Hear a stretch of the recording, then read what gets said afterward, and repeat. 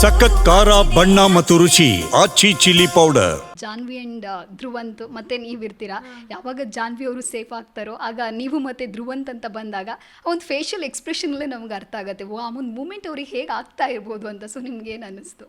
No, when Saturday ಎಪಿಸೋಡಲ್ಲಿ ನಾನು ಅಂದ್ಕೊಂಡೋದವ್ರು ಸೇವ್ ಆದಾಗ I got a call, let's accept it ಅಂತ.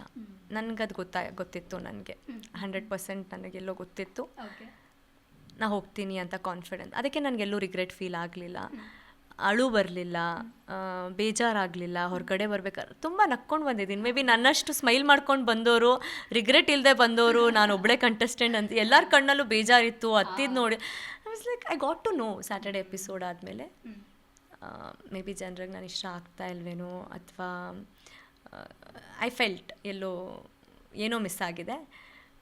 This is not a full stop, let me start it. ಹೊರಗಡೆ ಹೋಗಿನೂ start ಮಾಡ್ಕೊಳ್ಳೋಣ ಅಂತ ಎಕ್ಸೆಪ್ಟೆಡ್. ಆ್ಯಂಡ್ ನನಗೆ ಗೊತ್ತಾಯಿತು ಕೂಡ, ನನ್ನ ಥಿಂಗ್ಸ್ ಎಲ್ಲ ನಾನೇ ಇಡ್ತೀನಿ ಕನ್ಫೆಷನ್ ರೂಮಲ್ಲಿ. ಸಂಡೇ ಎಪಿಸೋಡ್ ಮುಂಚೆ ಸ್ಟಾರ್ಟ್ ಆಗೋಕ್ಕಿಂತ ಮುಂಚೆ felt it, this is a time to go. ಅದಕ್ಕೆ ನನಗೆ ಎಲ್ಲರೂ ಹೇಳ್ತಾರೆ ಅಂದರೆ ಎಲ್ಲರನ್ನೂ ಬಾಯ್ ಮಾಡಿ ಬರ್ಬೋದಿತ್ತಲ್ಲ ಅಂತ ಇದೆ. ನನ್ನ ಯಾರೂ ಒಪ್ಕೊಂಡ್ಲಿಲ್ಲ ಅಲ್ವಾ ಅವರು. ಒಪ್ಕೊಂಡ್ರಾ? ಎಲ್ಲ ನನ್ನ ಹಿಂದೆ ಮಾತಾಡಿದ್ದೇ ಹೆಚ್ಚು. ಆ್ಯಂಡ್ ನನಗೆ ಗೊತ್ತಾಗ್ತಿತ್ತು ನನ್ನ ಹಿಂದೆ ಹಿಂಗೆ ಮಾತಾಡ್ತಾರೆ I was like I am happy. ಗಳಿಸಿದ್ದು ಎಲ್ಲಿ ಒಬ್ಬರು ಇಲ್ಲ. ಆ್ಯಂಡ್ ರಾಶಿಕಾ ಬಂದರು, ನಾ ತಳ್ಬಿಡೋಕ್ಕಾಗಲ್ಲ, ಅವ್ರು ಚೆನ್ನಾಗಿ ಬಂದರು.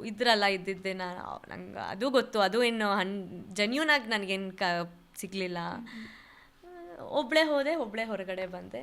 ಐ ಆಮ್ ಹ್ಯಾಪಿ ಅಂತ ಅನಿಸ್ತು ಅಷ್ಟೇ. ಸೊ ನಿಮ್ಮ ಪ್ರೀತಿಯ ಅಭಿಮಾನಿಗಳಿಗೆ ಏನು ಹೇಳ್ತೀರಾ ಅಂತ? ಹೇಳೋದು ಒಂದೇ, ಆಬ್ವಿಯಸ್ಲಿ ಮನುಷ್ಯ ಅಂದಮೇಲೆ ತಪ್ಪು ಮಾಡ್ತಾನೋ ಅಥವಾ ಎಲ್ಲರಿಗೂ ಇರುತ್ತೆ.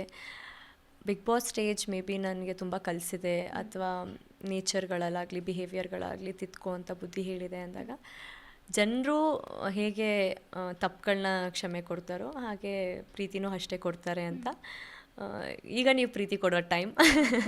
ಯಾಕಂದರೆ ನೀವುಗಳೇ ಇವಾಗ ನನಗೆ ಸಪೋರ್ಟ್ ಮಾಡ್ತಾ ಇದ್ದೀರಾ. ಅನ್ಫೇರ್ ಎವಿಕ್ಷನು ಇಷ್ಟು ಬೇಗ ನೀವು ಬರಬಾರ್ದಾಗಿತ್ತು, ಇನ್ನೂ ನೀವು ಮುಂದೆ ಕಂಟಿನ್ಯೂ ಮಾಡಬೇಕಾಗಿತ್ತು ಅಂತ ನಾನು ಕೇಳ್ದೇ ಕೊಡ್ತಾ ಇದ್ದೀರಾ ಪ್ರೀತಿ. ಆ ಪ್ರೀತಿನ ನಿಲ್ಲಿಸ್ಬೇಡಿ. ಇನ್ನೂ ನಂದು ಮುಂದೆ ಪ್ರಾಜೆಕ್ಟ್ಗಳು ಬರೋದಿದೆ, ಇನ್ನೂ ಈಗ ಸ್ಟಾರ್ಟ್ ಆಗ್ತಾ ಇದೆ ನನ್ನ ಸಂಬಂಧ ಜನರ ಜೊತೆ. Let it go with a long way ಅಂತ ನಾನು ಹೇಳ್ತಾ ಇದ್ದೀನಿ. ಅದೊಂದೇ ಅಷ್ಟೇ ಆಸೆ. ಸೊ ಬಿಗ್ ಬಾಸ್ ಮನೆಗೆ ಎಂಟ್ರಿ ಆದಾಗ ನಿಮ್ಮ ಅಶ್ವಿನಿ ಮ್ಯಾಮ್ ಬಾಂಡಿಂಗ್ ಹೇಗಿತ್ತು? ಈಗ ಬರಬೇಕಾದ್ರೆ ನಿಮ್ಮ ಆ ಒಂದು ಬಾಂಡಿಂಗ್ ಬಗ್ಗೆ ಏನು ಹೇಳ್ತೀರಾ? ಐ ಹಾನೆಸ್ಟ್ಲಿ ಫೀಲ್ ಅದೇ ಹೊರಗಡೆ ನೋಡ್ಕೊಂಡು ಹೋದಾಗ ಇದ್ದಿದ್ದು ಅಶ್ವಿನಿ ಅವ್ರು ಬೇರೆ, ನಾನು ಎಂಟ್ರಿ ಆದಮೇಲೆ ಅಶ್ವಿನಿ ಅವ್ರು ಬೇರೆ.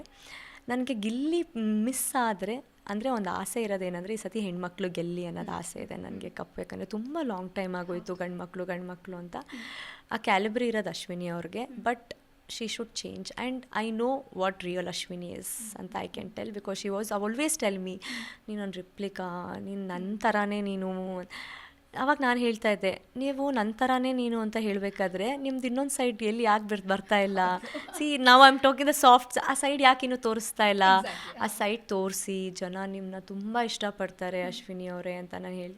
May be upcoming days she has realise ಅನಿಸುತ್ತೆ. ಸುದೀಪ್ ಸರ್ ಹೇಳಿದ್ರಲ್ಲ, ಅಶ್ವಿನಿ ಗೌಡ ಅನ್ನೋದು ಬಿಟ್ಬಿಟ್ಟು ಅಶ್ವಿನಿ ಆ ಗಾಡಿ, you will be the, if she takes that and play, ನಾನು ಬರ್ದು ಕೊಡ್ತೀನಿ, she will win the art. People's art, because she is one side very emotional person. She have portrayed Ashwini strong. Ashwini has a lot of emotions. ಆ emotions ಕುಗ್ಗಿದ ದಿನ she have thought, ನಾನು ಕೆಳಗಡೆ ಬಿದ್ದಿದ್ದ ದಿನ ಯಾರೂ ನನ್ನ ಕೈ ಹಿಡಿಯಲ್ವೇನೋ ಅಂತ. ಕರ್ನಾಟಕ ಜನತೆ ಹಿಡಿತಾರೆ. ಅವ್ರು ಟ್ರೂ ಆಗಿ ನಾನು ಮಾಡಿದ ತಪ್ಪು ಅಂತ ಬಿದ್ದಿದ್ದ ದಿನ ಅವರೇ ಎತ್ತುತ್ತಾರೆ ಬಂದು. ಆ ಬೀಳಕ್ಕೆ ಹಿಂಜರುಗ್ತಾ ಇದ್ದಾರೆ. So give a try. Appi Gilli miss ಆದರೆ ನನ್ನ ಹಾರ್ಟಲ್ಲಿರೋದು give it for Ashwini ma'am ಅಂತ. ಯಾಕಂದರೆ ನಾನು ಅವ್ರನ್ನ ಪುಷ್ ಮಾಡೋಕ್ಕಾಗ್ತಾ ಇರಲಿಲ್ಲ, ಆಯಿತಾ. ಇಫ್ ಯು ಅಬ್ಸರ್ವ್, ನಾನು ಹೋಗಿಲ್ಲ ಅವ್ರ ಹತ್ರ. ಅವ್ರು ಬಂದು ರಿಷಬ ಮಾತಾಡ್ಸು ಅಂತ ಹೇಳಿದಾಗ I could not stop it talk ಮಾಡೋಕ್ಕೆ. ಅಂದರೆ ಲೈವಲ್ಲೂ ನೀವು ನೋಡ್ಬೋದು ಎಷ್ಟು ಸತಿ ಕರೆದಾಗ, ಇಲ್ಲ ಮ್ಯಾಮ್ ನಾನು ಬರಲ್ಲ, ನಿಮ್ದು ಆಚೆ ನೆಗೆಟಿವ್ ಅಂತ ಹೇಳ್ಬೋದಿತ್ತೇನೋ. ಅಲ್ಲೂ ನಾನು ರಿಯಲ್ ಆಗೇ ಇದ್ದೆ. ಯಾರೋ ಪ್ರೀತಿಯಿಂದ ಬಂದು ಬಾ ಮಾತಾಡೋಣ, ಯಾರೂ ಕರೀದಿದಾಗ ಇಡೀ ಮನೆ ಬಂದು ಕರೆದಾಗ ಆ ಜನಕ್ಕೆ ಹೆಂಗೆ ಅನಿಸ್ಬಿಡ್ತು ಅಂದರೆ ಇವ್ರು ಹೋಗಿ ಜಾಯ್ನ್ ಆಗ್ತಾಯಿದ್ದಾರೆ. ಅಲ್ಲಿಂದ ಬಂದಾಗ ನಾನು ಅವ್ರು ಎಷ್ಟೇ ಕೆಟ್ಟವರಾದರೂ ನಾನು ಇಲ್ಲ ಅಂತ ಹೇಳೋಕ್ಕಾಗಲ್ಲ. ಅಪ್ಪ ನಾನು ಮಾತಾಡಿಸ್ಲೇಬೇಕು, ನಾನು ಮಾತಾಡ್ಸಿದ್ದೀನಿ.